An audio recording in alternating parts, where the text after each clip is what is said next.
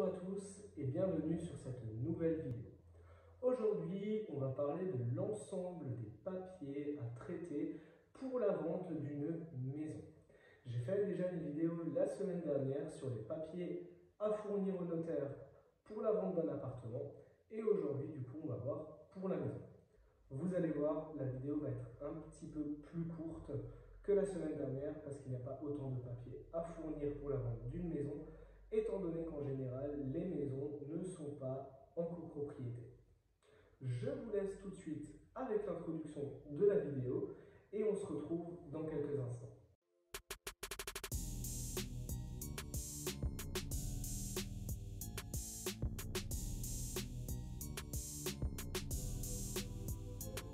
Comme vous le savez, les ventes immobilières sont très réglementées et il existe donc un panel de documents à fournir pour la mise en vente de la maison et surtout lors du compromis de vente chez le notaire. Et c'est exactement ce qu'on va voir aujourd'hui. Dans un premier temps, il va y avoir les diagnostics techniques généraux de la maison. J'ai déjà fait une vidéo dessus, mais du coup on va revoir exactement ici quel diagnostic il faut. Le premier diagnostic à fournir et qui est obligatoire pour la mise en vente de la maison, c'est le diagnostic de performance énergétique. Je vous invite à voir la vidéo que j'avais faite dessus avec Lionel de la société Diaganter qui explique du coup les changements par rapport au nouveau DPE.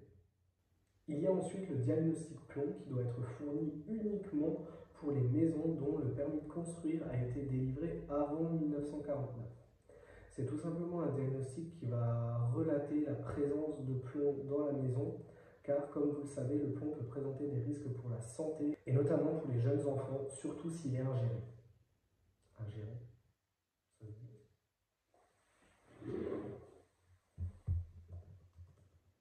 This is Elon Musk. Ensuite, il va y avoir le diagnostic amiante, et là c'est pareil, c'est uniquement pour les maisons qui ont été construites avant 1993. Le diagnostic amiante est valable à vie.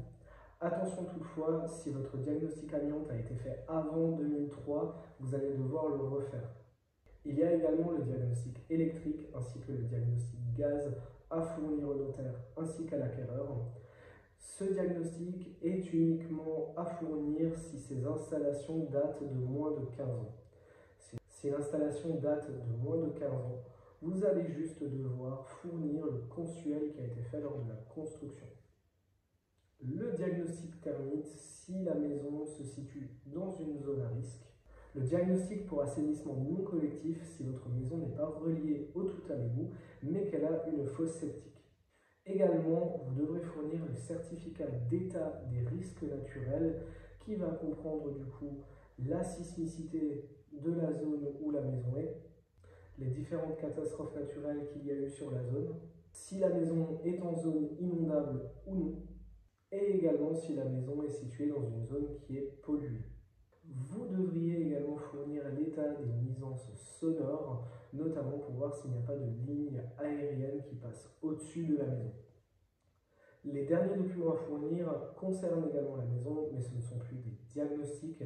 Vous allez devoir fournir dans un premier temps l'attestation de propriété qui prouve que vous êtes bien propriétaire de la maison, une liste de mobilier s'il y a du mobilier qui reste, comme une cuisine équipée, une salle de bain avec une vasque, des meubles, etc.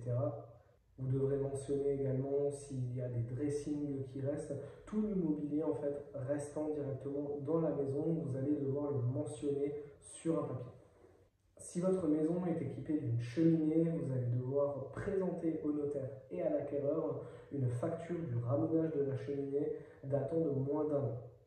Également, pour tous les différents autres modes de chauffage, comme une chaudière au gaz par exemple, vous allez devoir fournir un justificatif d'entretien datant de moins d'un an également.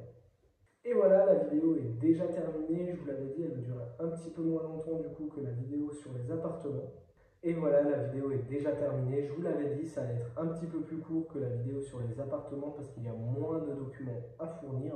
Si vous avez encore des questions, n'hésitez pas à me les poser en commentaire, j'y répondrai. N'hésitez pas de vous abonner à la chaîne pour me soutenir et pour avoir également encore plus de contenu. Sur ce, je vous dis... Allez, ciao, bonsoir.